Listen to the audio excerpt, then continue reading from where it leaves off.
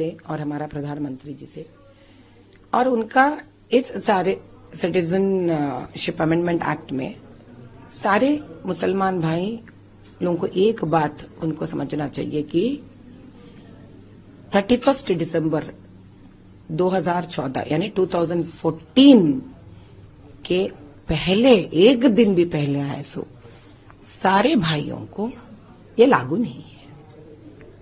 लेकिन 2014 दिसंबर 31 के बाद जितने भी मुसलमान अपने अपने आजू बाजू के मुसलमान देशों से, इस्लाम देशों से आए हुए हैं, उनको यहाँ पे सिटीजनशिप नहीं मिलेगी। यानी कि आप देखिए 2014 तक अगर कोई बंदा यहाँ पे नहीं था तो उसका क्या हक बनता है बताइए यहाँ पे कुछ लेने के लिए। जो मुसलमान यहाँ पैदा हुआ है कब से, उतने कई सालों से उनके दादा परदादा ये सारे लोग यहाँ रह चुके हैं, उनको जो मिलना चाहिए हक, आप उसको हक छीन कर भला क्यों आज नए आए हैं आप उनको कैसे दे सकते। और ऊपर से पता नहीं कौन आ रहा है वहां से, इधर से उधर से, जो लोग अफगानिस्तान में रहते होंगे वो पाकिस्तान को शायद धकेल के आगे होंगे, वहां से कोई धकेला हुआ देश में आ गया होगा, कल को कुछ करेगा, कोई गलत काम करेगा, उसका बोझ किसको उठाना है। क्या उन मुसलमानों को इस देश में नहीं उठाना पड़ेगा? बेचारा कुछ जानता तक नहीं है। अब मैं और एक एग्जाम्पल देती हूं। समझिए कोई हमास से निकला, समझिए वहां से निकला कोई मुसलमान भाई जो इतना पूरा दुनिया को हिला दिए वो लोग लड़ाई में। अगर वो वहां से निकल के यहां तक आ गया, कल को कुछ हुआ यहां पर, जिम्मेदारी किसको उठाना पड़ेगा? हमारा ही देश का मुसलमान भाई को। ये ऐसा एक सुरक्षा है सीएए के वजह से कि इस देश के नागरिक जो है, जो मुसलमान है, उनको अगर आप बचाना चाहते हो तो बाहर से दंगा फसाद करने वाले लोगों को अंदर आने से मुसलमानों को रोकना पड़ेगा। और उन मुसलमानों को रोक रहे हैं जो उनके खुद के इस्लाम देश उनको धक्के मारकर निकाल दिए हैं। अगर ये बात लोगों को समझाया नहीं जा रहा है ठीक तरह से, तो वो लोग गलत काम कर रहे हैं, खुद के कौम के लिए उनका रोजी रोटी छीन ले रहे हैं। हम यहाँ के साथ कैसे देखते हैं उनके स्टेटमेंट? सब एक बात हमको समझना पड़ेगा कि गॉडसे जी जब उनका तकलीफ ये था, पहली बात तो इस देश का बंटवारा करना, किसी को ये दिक्कत नहीं थी कि भाई बहन बनकर पूरे हिंदू मुसलमान पूरे देश एक बनकर जिए। और जब बंटवारा हो रही थी और धर्मबद्ध बंटवारा भी नहीं हो रही थी। और आपको पता है कि उन्होंने किसी भी प्रकार के मुसलमान से कुछ नहीं वैर दिखाया। उन्होंने गांधी जी से उनका एक शिकायत था, मात्र गांधी जी से। लेकिन क्या हुआ, सारे मुसलमान तब भड़काया गए थे और गॉडसे जी के जैसे कई लोगों का कत्ल किया गया था। आप उसको लेकर बिल्कुल जिसका कुछ तुलना नहीं है, कुछ लेना देना नहीं है, कोई संबंध नहीं है मोदी भाई का और ये उनका जो निर्णय का, अभी मुंह में जो है बोलने लग गए हैं। तो आप औरंगजेब का नाम ले लीजिए ना, उन्हों कौन सा कोई अच्छा करे। तो आपके मुंह से कभी औरंगजेब का नाम नहीं आता, उन्होंने इतने सारे कत्ल करे हैं हिंदुओं का नहीं आता, आप उन पर तरस नहीं आता।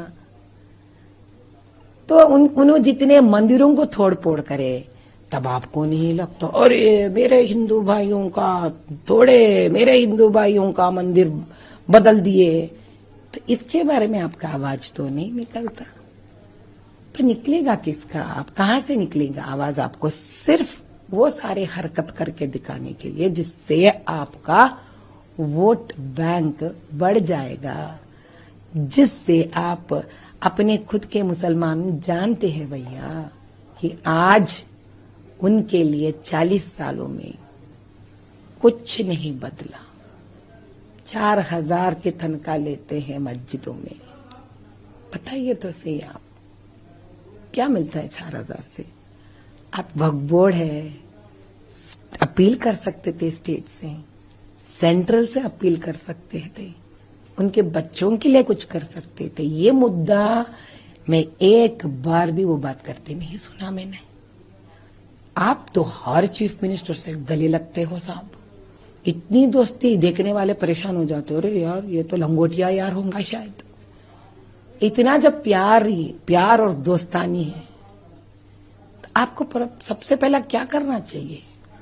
जो है यहाँ पे मुसलमान उनका कदर करो आप पहले, उनकी गरीबी के बारे में सोचो आप। भाई मैं और एक बात बताती हूँ आपको, ये इतने सारे बातें करते हैं ना, जीएचएमसी में जो बजट निकलता है ना, सबसे ज्यादा फंड किसको होता है? साउथ जोन को होता है सबसे ज्यादा हर बार।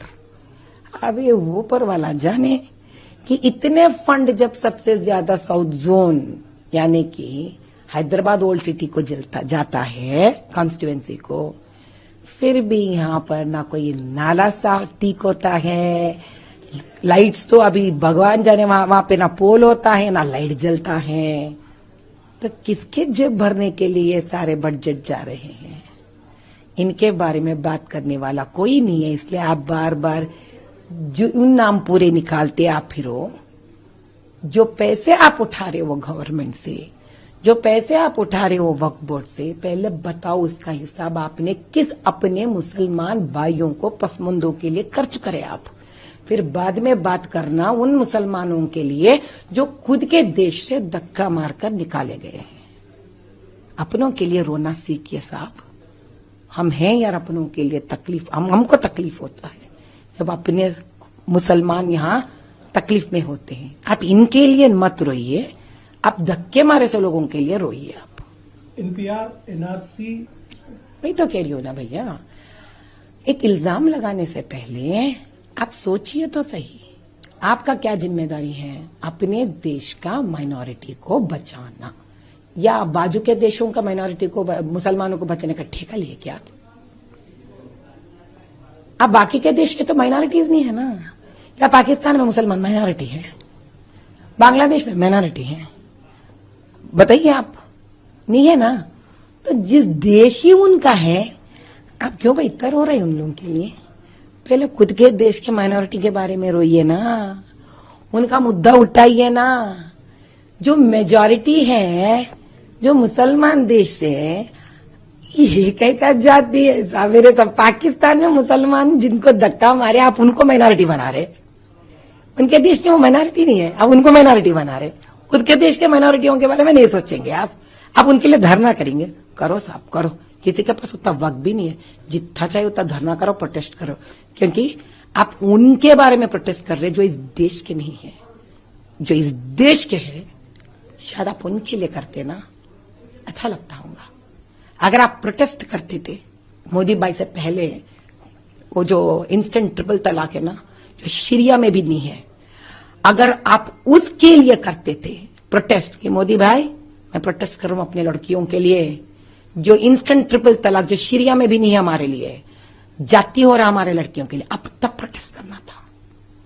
अब तब प्रोटेस्ट करना था कि भाई आपके हिंदू के औरत और लड़कियों के तो हक मिलता है मैके में बराबर लड़कों को दिए जैसा, हमारे में नहीं है, अब हमारे लिए क्यों नहीं देते?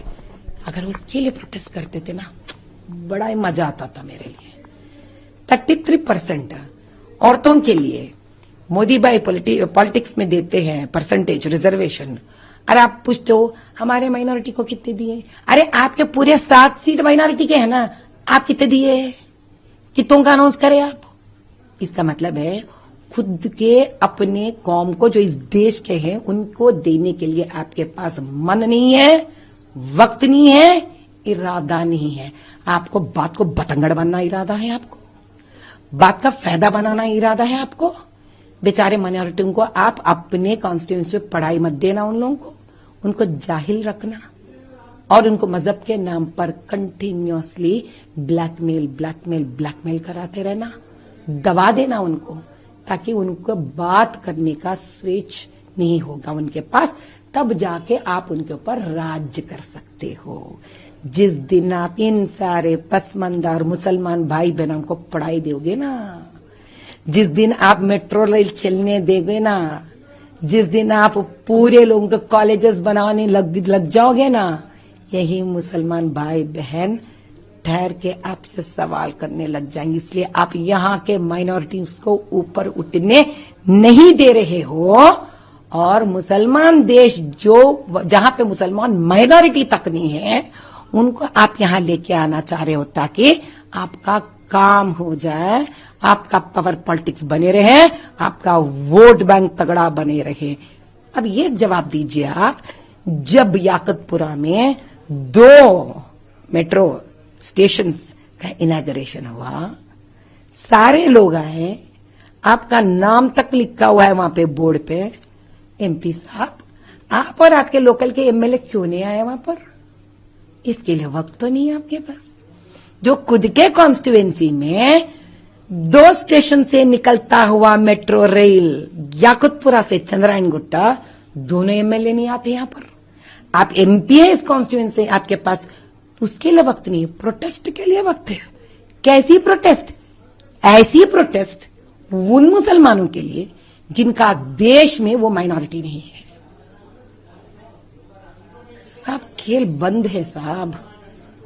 अब आप हमारे ये जो अनपढ़ मुसलमान लोग हैं ना, दबे हुए मुसलमान लोग हैं ना, अब उनसे मत खेलो साहब। बहुत खेल लिया, बहुत खेलिए, ऊपर वाला देख रहा है, बहुत खेलिए, बंद करो आप।